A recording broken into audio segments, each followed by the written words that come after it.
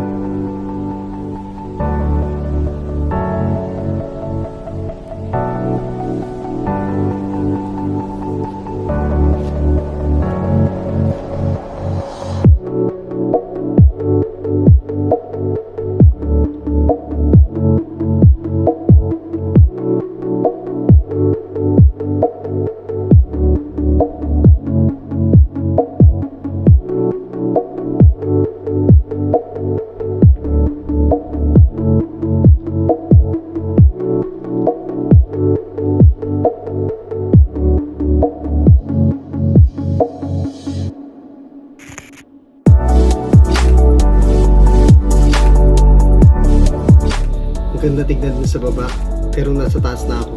Bigla akong nanlula. Bigla akong kinabahan dahil medyo mauga. Pero kaya yan. Go, go, go!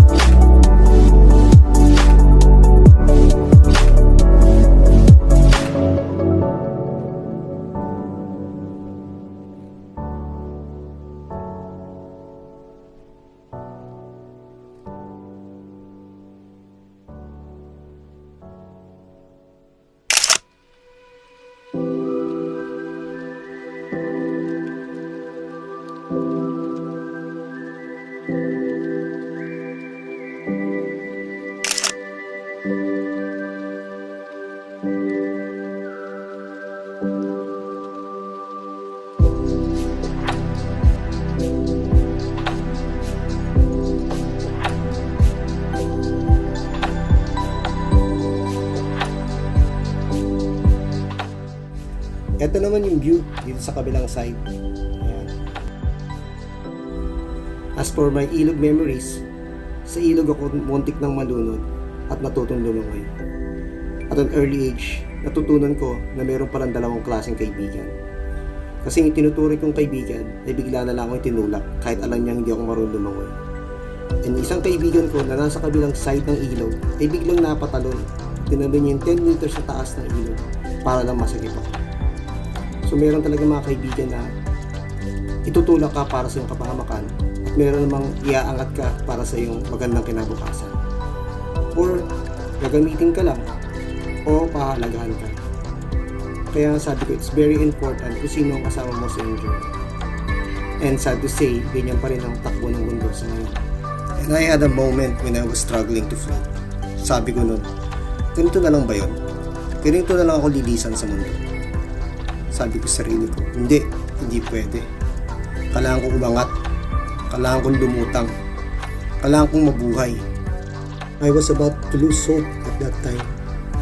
Pero with my will to survive, the help of my true friends, and most importantly, God Himself, feeling ko merong malaking palad, malaking kamay sa paa ko at unti-unti, inaangat niya ako. That's why I survived. At imbes na matakot ako o matrauma ako sa pagpunta sa ilog, ay lalo ako na-challenge na matutong lumangoy. Dahil kahit sino nang pwedeng tumulak sa akin ngayon, ay hindi na ako malulunod. Yun yung aking natutunan, isa sa aking mga ilog memories ng aking kabataan. And if you feel that you're in the bottom of your life, God's hands is always there to lift you up. Kasama mo siya sa iyong journey.